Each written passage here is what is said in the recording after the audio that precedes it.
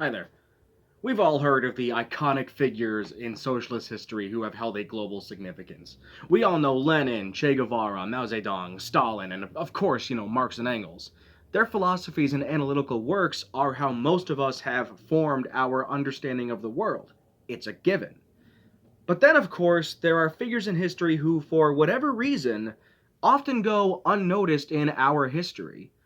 Economists, labor organizers, political figures, so many people in socialist history are left forgotten, save for maybe some particular groups or regions of the country that may remember them. As part of my mission as an aspiring historian, both in and outside of YouTube, this little video hopes to shed light on some forgotten but definitely interesting and significant figures in the history of our fight. So, here are 5 socialists that you've probably never heard of. As usual though, really quickly, I would like to just say that if you find yourself enjoying this video and enjoying my work, if you have the means to and you would like to, you can help support the channel over at Buy Me a Coffee. You can sign up for a $1 monthly donation, or you can just do a one-time donation. You can also follow the Swagbucks referral link that I'll be placing in the description as another way of helping me.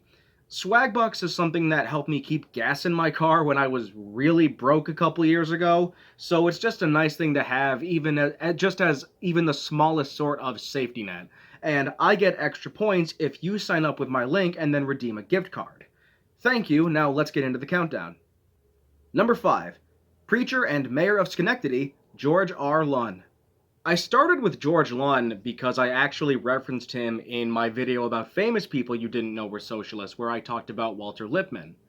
Born in Iowa to conservative parents, George R. Lun began his career in the clergy in his late teens/early 20s when approached by a small church near Bellevue College in Nebraska to serve as their pastor.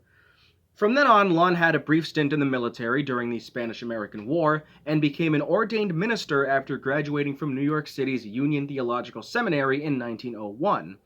3 years later, he was approached to take up a preaching position in Schenectady, New York, which he happily obliged. During his time in Schenectady, Lun's ideals began to become more and more in line with socialism. His sermons drew from the social gospel, speaking on poverty and greed, as well as condemning what he views as corruption within the city. In 1911, he joined the Socialist Party of America, and that same year was elected mayor on the socialist ticket. Lun's efforts to improve Schenectady came in such forms as improving sewer systems, building more parks, trying to establish a city-owned grocery store, and providing free garbage collection, among a few other endeavors. The mayor would also be involved in the Little Falls textile strike of 1912 to 1913, supporting striking textile workers. Lun's socialism ultimately did come to look more like a reformism. However, his efforts to help the workers and the downtrodden is commendable. Lun would leave the Socialist Party in 1916 after his second term as mayor, and he would continue his political career as a member of the Democratic Party. Much of this information can be found in the book George Lun, The 1912 Socialist Victory in Schenectady by Bill Buell. Number 4. Economist Robert Latchman. A public academic, Robert Latchman, maybe it's Latchman, but I'm just going to go with Latchman. My apologies if I'm mispronouncing anything. Latchman was an economist most popular in the 1970s and 1980s. Considered a progressive socialist, Latchman was a professor of economics at Lehman College from 1973 to 1988. That might be Lehman College too, again, apologies. But he also taught economics and sociology at a handful of other institutions before landing at Lehman. Influenced by Karl Marx and economist John Maynard Keynes, Latchman believed in the possibility of building an economic system that could promise both a robust social justice system while also promoting economic growth. What sets Latchman apart from other economists of the time is that he was a very vocal, outspoken critic of Ronald Reagan and Reaganomics, writing multiple books criticizing his economic and social policies, demonizing them, well, rather just denouncing, because there's no really demonizing them, but he denounced them as racist and anti-worker. In one book entitled Greed is Not Enough, Reaganomics, Latchman stated that, and I quote, "The president and his co-conspirators have been conducting undeclared war against blacks and Hispanics, welfare clients, women, children, and blue-collar workers. Underway is still another episode of class conflict between rich and poor. Latchman also wrote the book Capitalism for Beginners, wherein he explains the history and inner workings of capitalism, advocating for a form of democratic socialism at the end of this book. Number 3. Socialist and feminist Crystal Eastman. Does that name sound familiar at all to anybody? Eastman? Well, if it does, that's because Crystal Eastman is actually Max Eastman's older sister. Crystal Eastman is sorely underappreciated in socialist history. From a young age, she was involved in the fight for the betterment of women in society and socialism due to the influence of her mother, who was a congregational minister. Crystal Eastman would go on to become one of the very few female lawyers in the United States at the time, graduating from law school in 1907 and using her education to help further her fight for women's liberation and the advancement of the proletariat. She was one of the original co-founders of the American Civil Liberties Union, ACLU, and was involved in the anti-war movement during the First World War. Her 1910 report, Work Accidents and the Law, became one of the most important pieces in highlighting the dangers of capitalism and the terrible conditions that the system placed manufacturing workers, among others, into. Eastman was also involved in the editing and publishing of the socialist magazine The Liberator from 1918 to 1923. Number 2. Labor organizer Matilda Robbins. Born in 1887 as Tatiana Gitel-Rabinowitz, Ukrainian/Russian immigrant Matilda Robbins moved to the United States with her family at age 13 in 1900. Now, she's often referred to as either Matilda Robbins or Matilda Rabinowitz, but for the sake of consistency, we will be utilizing the former. At age 16, she began working in shirtwaist factories and grocery stores, and at age 22, she became officially involved in the fight for socialism and labor unionism while living in Bridgeport, Connecticut.